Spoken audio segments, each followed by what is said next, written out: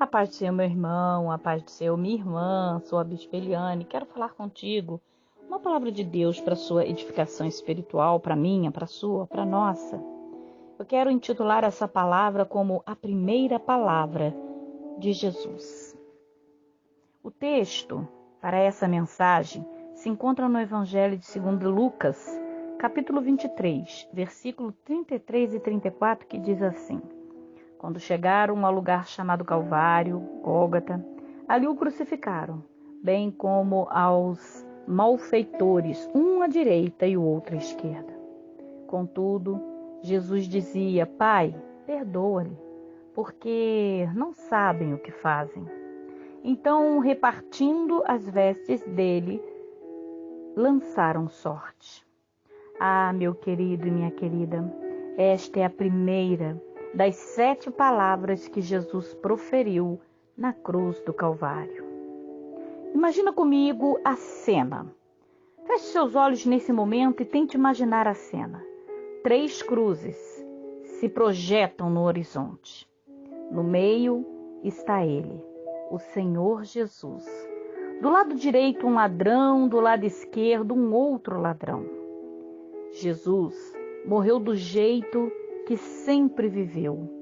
Ele veio a esse mundo para buscar quem? Os pecadores.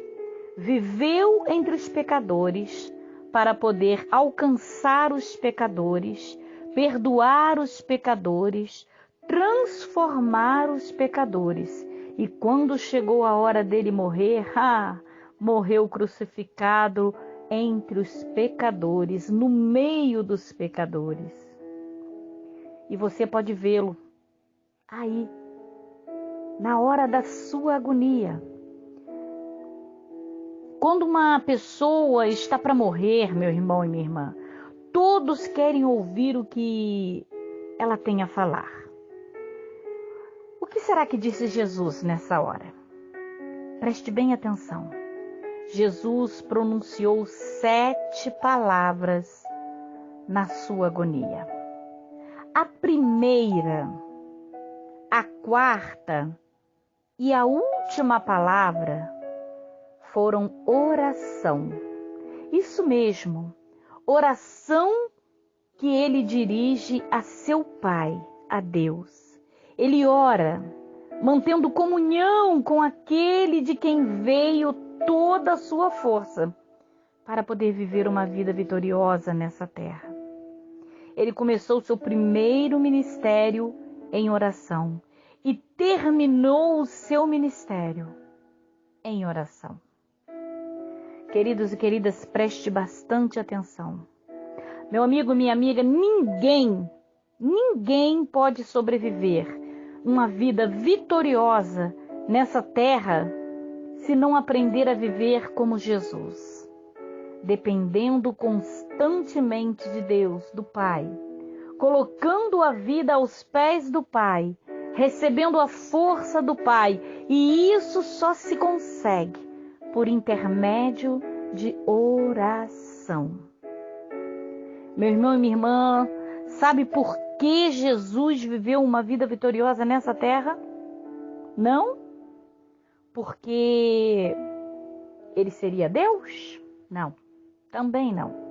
Quando ele veio a essa terra, queridos e queridas, ele fez um pacto com o seu Pai.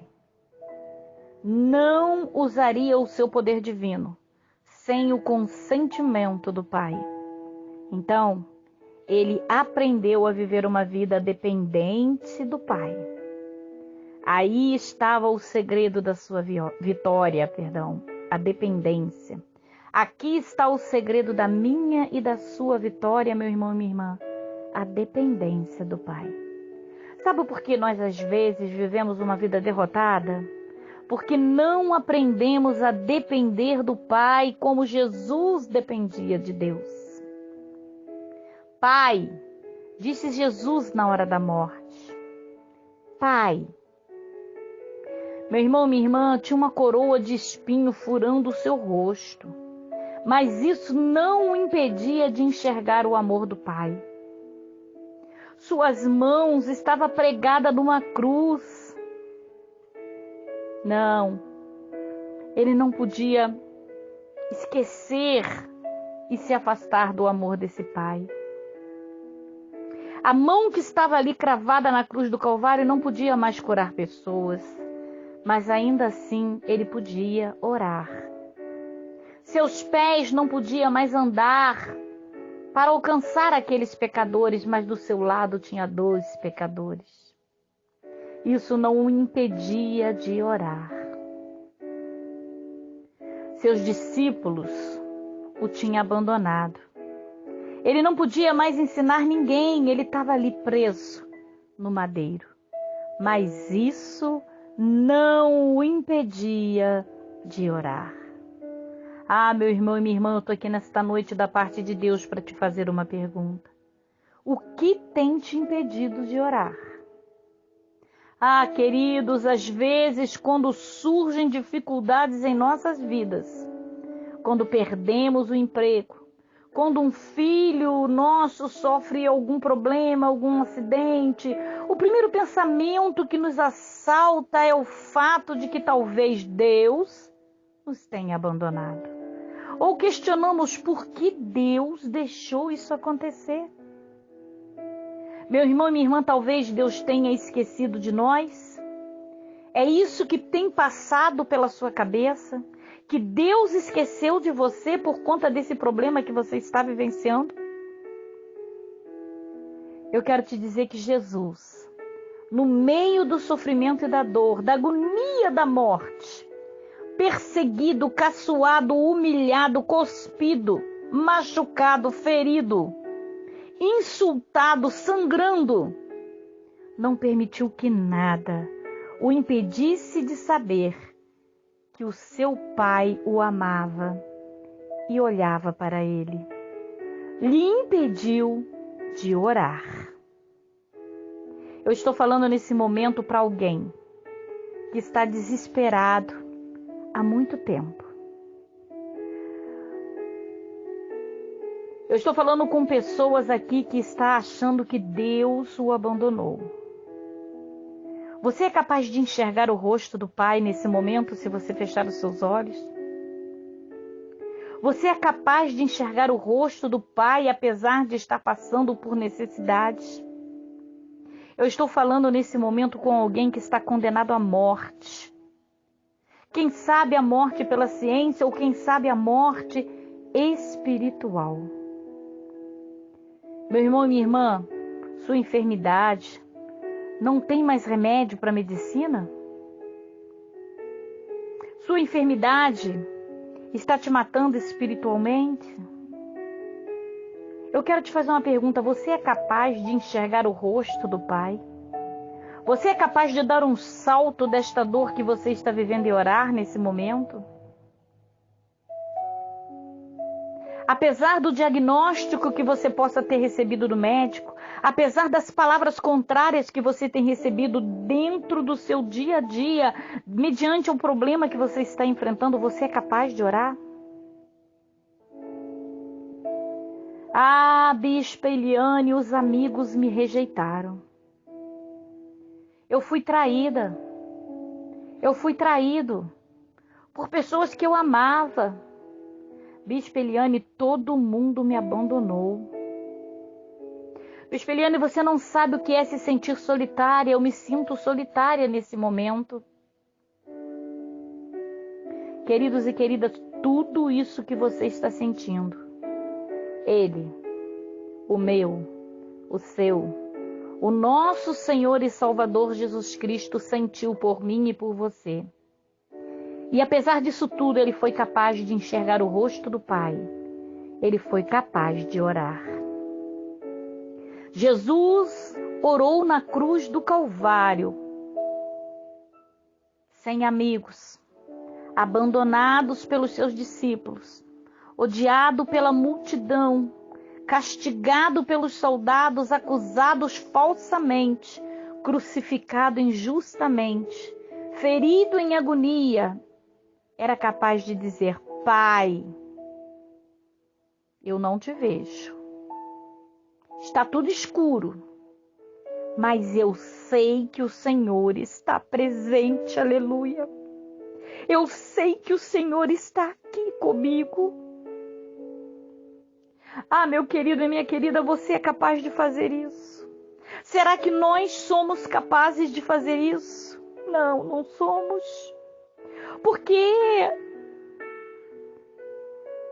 qualquer problema que nos surge, o primeiro pensamento que nós temos é que o Senhor nos abandonou. A primeira coisa que fazemos é murmurar, questionar, reclamar, blasfemar, dizer que Deus não quer, Deus não vê, Deus não faz. Meu irmão, minha irmã, eu quero te convidar, pense agora num outro aspecto dessa passagem bíblica. Na hora da agonia, Jesus chama o seu Pai. Mas Jesus aqui, queridos, não faz pedido de ajuda, não. Quando nós estamos desesperados, a gente grita, Pai, socorro, Pai, me ajuda. Jesus aqui não pediu ajuda.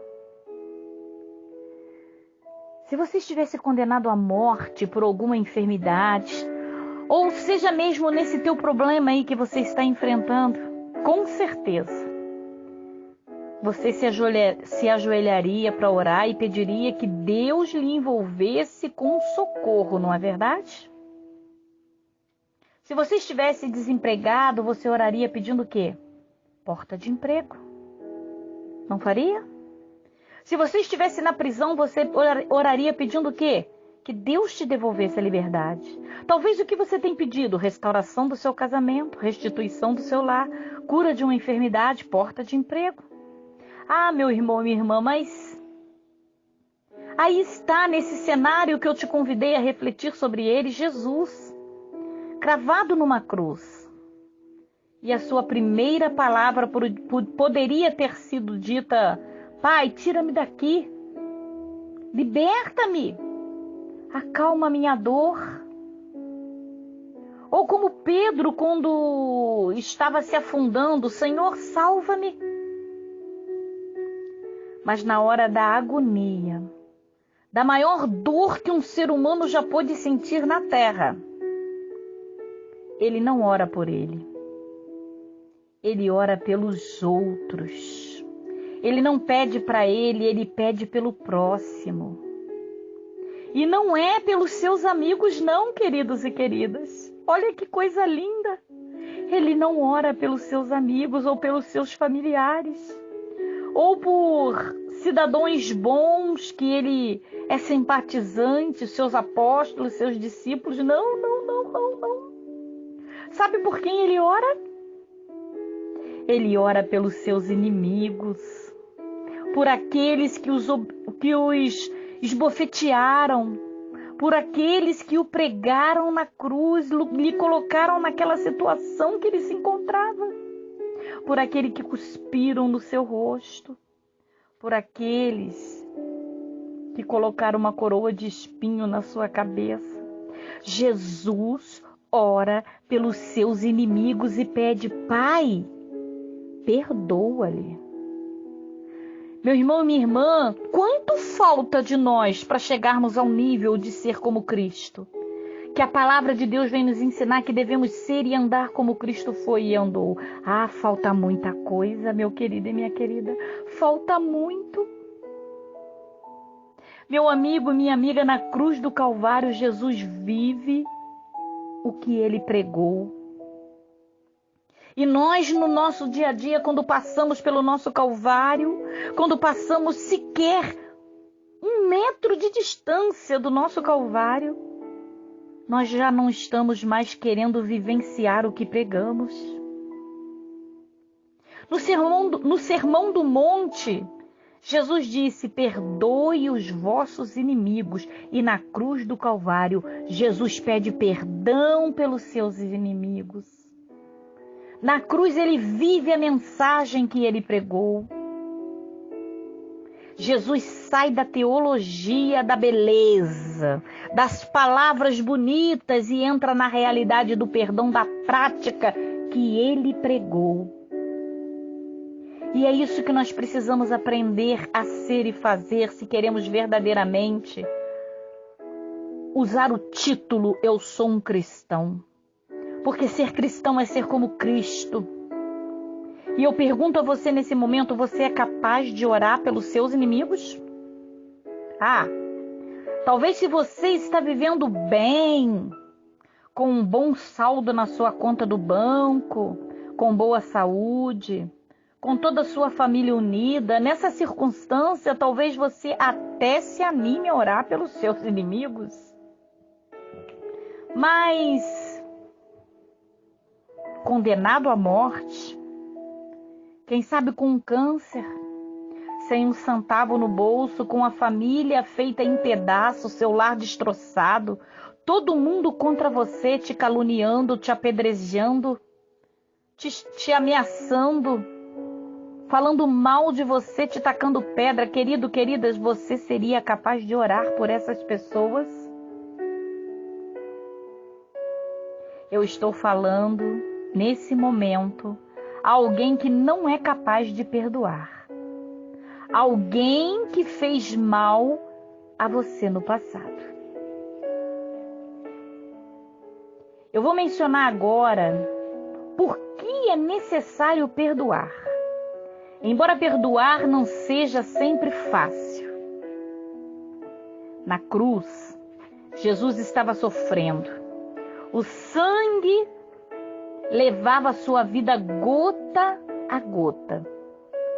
Abandonado, esquecido pelos amigos, repito sempre, caçoado, insultado pelos seus inimigos, carregando o pecado de toda a humanidade. O meu, o seu, estava lá. O meu e o seu pecado estava lá sendo carregado sobre ele. Ele experimentava um sofrimento mental, físico e espiritual que ultrapassou todos os limites. E se ele abrigasse em seu coração a mágoa por aquilo que as pessoas estavam lhe fazendo, o seu sofrimento ainda seria maior. Ao perdoar, ele não somente estava praticando a teoria da sua pregação, ou seja, vivendo o que ele pregou, mas ele estava também aliviando a sua dor. Sabe por quê? Porque o perdão, meu irmão e minha irmã, beneficia mais a quem perdoa do que aquele que é perdoado. Quando você perdoa alguém, você não está fazendo um favor para a pessoa que você está perdoando, não.